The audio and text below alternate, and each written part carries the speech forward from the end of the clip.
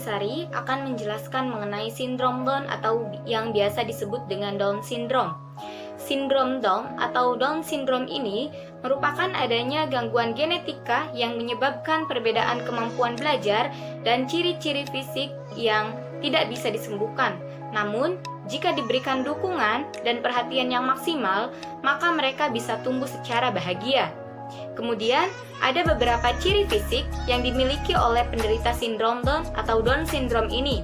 Yang pertama, telapak tangan yang hanya memiliki satu lipatan, kemudian mata miring ke atas dan keluar, berat badan dan panjang saat lahir di bawah berat badan pada umumnya, kemudian mulutnya kecil, kemudian pada bagian hidung kecil dan tulang hidungnya itu rata, kemudian tangannya lebar dengan ukuran jari yang pendek, kemudian bertubuh pendek, memiliki tubuh yang pendek, kemudian mempunyai kepala yang kecil, lidah menonjol keluar, kemudian terdapat jarak yang luas antara jari kaki pertama dan kedua. Selanjutnya, untuk penderita sindrom Down ini, tidak ada pengobatan yang dapat menyembuhkan sindrom Down ini. Pengobatan ditujukan untuk mendukung hidup penderita sindrom ini, seperti misalnya kerjasama dengan beberapa spesialis dukungan terhadap perkembangan anak seperti terapi wicara, bahasa, kemudian fisioterapi, dan masih banyak yang lainnya. Saya akan menjelaskan salah satu penyakit atau kelainan pada embrio, yaitu cystic fibrosis. Cystic fibrosis adalah cacat bawaan pada bayi baru lahir yang membuat sistem pencernaan, paru-paru maupun organ tubuh lainnya mengalami kerusakan. Bayi yang mengalami kelainan cystic fibrosis biasanya kesulitan dalam bernafas.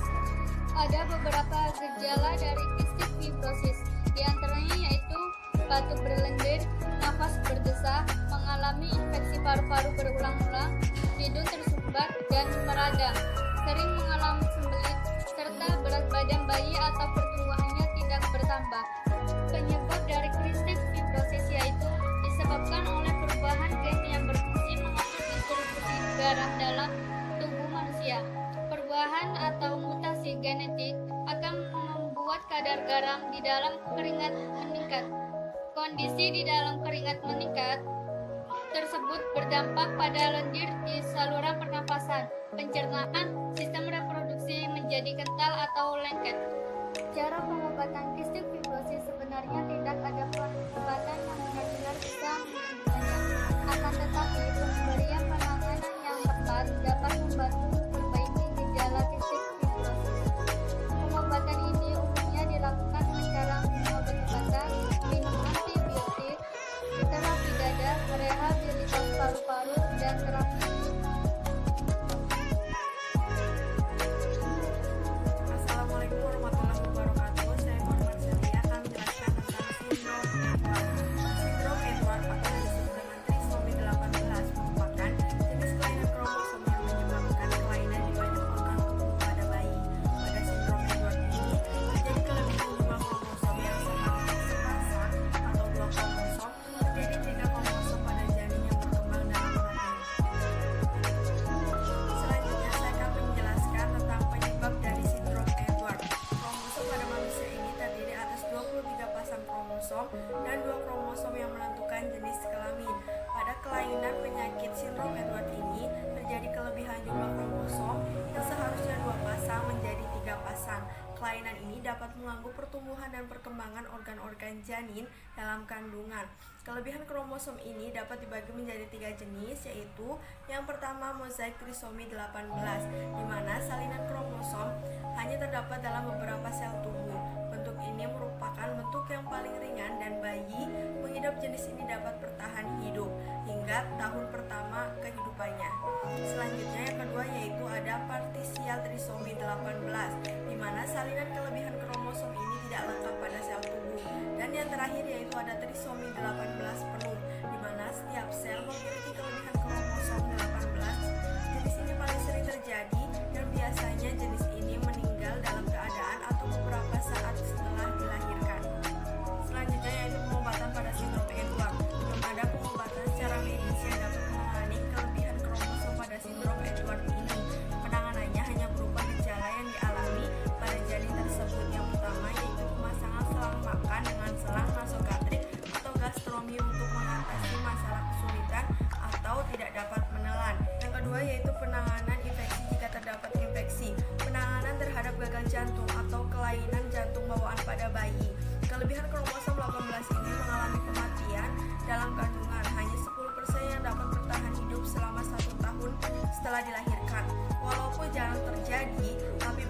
trisomi 18 ini hanya beberapa yang dapat bertahan hidup untuk usia remaja.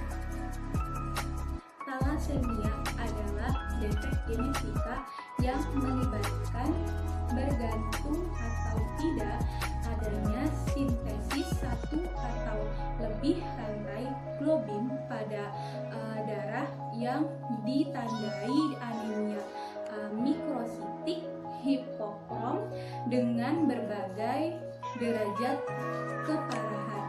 Nah, thalassemia ini merupakan defek yang mengakibatkan berkurang atau tidak adanya sama sekali sintesis satu atau lebih rantai globin yang merupakan polipeptida paling penting, yaitu molekul hemoglobin. Selanjutnya ada penyebab. Yang pertama itu ada thalassemia minor atau thalassemia triad. Jadi thalassemia pembawa sifat yang diturunkan dari salah satu orang tua sehingga bersifat heterozigot. Klinis dapat tanpa gejala atau disertai anemia mikrositik ringan yang tidak memerlukan transfusi darah. Yang selanjutnya itu ada thalassemia intermedia. Jadi pada kelompok kelainan heterogen ini dengan derajat berat kelainan bervariasi. Nah, yang ketiga itu ada thalassemia mayor. Jadi pada thalassemia mayor ini mengakibatkan penurunan sintesis rantai G dan rantai B. Pada saat lahir anak normal, namun saat usia 6-12 bulan di mana terjadinya penurunan hemoglobin akan membutuhkan transfusi darah teratur. Cara pengobatannya yaitu satu, pemeriksaan darah lengkap, kedua pemeriksaan sum tulang, ketiga itu ada pemeriksaan rangka, keempat EKG, keenam yaitu ekorardiografi, ketujuh itu ada HLA typing, ke-8 pemeriksaan mata, ke-9 pendengaran, ke-10 elektroforesis hemoglobin, ke-11 mass spectrometry, dan 12 itu diagnostik molekuler ya untuk kelainan hemoglobin. Menurut Bania, saya izin menjelaskan mengenai sindrom Patau atau trisomi 13. Oke teman-teman, langsung saja, apa sih pengertian sindrom Patau atau trisomi 13? Yaitu kelainan genetik dengan jumlah kromosom 13 sebanyak 3 buah yang mengalami kesalahan karena pemisahan kromosom. Selanjutnya yaitu ada klasifikasi dari trisomi 13, yaitu ada 3. Yang pertama itu ada trisomi 13 klasik, yang kedua itu ada trisomi 13 translokasi, dan yang ketiga itu ada trisomi 13 mosaik. Dimana ketiga trisomi ini tentunya berbeda ya, karena dikelompokkan menjadi 3 jenis. Yang pertama itu ada trisomi 13 klasik, dimana sel telur atau sperma ini menerima ekstra kopi kromosom 13, yang dimana kemungkinan terjadinya trisomi 13 ini sering terjadi sekitar 75% kasus trisomi 13. Kedua itu ada trisomi 13 translokasi, di mana potongan atau seluruh bagian trisomi 13 ini akan berikatan dengan kromosom yang lain. Nah, kasus yang sering terjadi pada jenis trisomi 13 translokasi ini yaitu 20%. Yang ketiga itu ada trisomi 13 mosaik, di mana di jenis trisomi ini terdapat 2 tipe sel. Yang pertama itu tipe sel yang berjumlah 46 kromosom, dan yang kedua itu tipe sel yang berjumlah kromosom 13.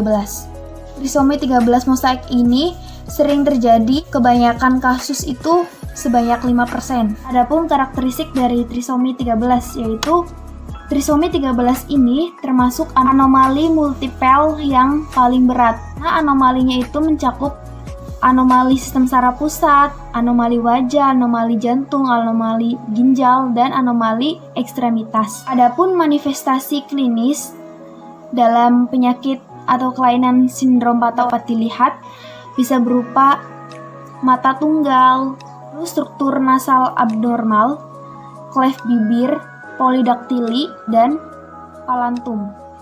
penyebab trisomi 13 juga ada 3 ya. Yang pertama itu dapat terjadi akibat non-disjunction atau kegagalan 1 atau 2 lebih kromosom homolog untuk berpisah.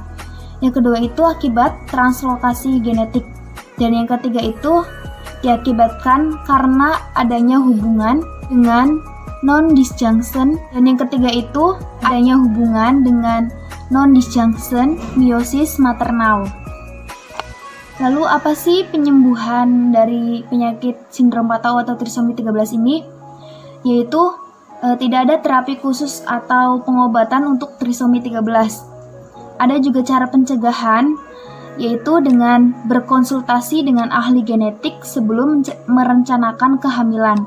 Jadi dapat disimpulkan bahwasanya pada penyakit trisomi 13 ini si bayi tersebut tidak akan bertahan lama masa hidupnya. Pada usia bayi itu sekitar 1-6 bulanan itu dia akan meninggal. Dan sudah disurvei bahwasanya 80% yang memiliki kelainan genetik trisomi 13 pada bayi ini akan meninggal pada usia tahun pertamanya.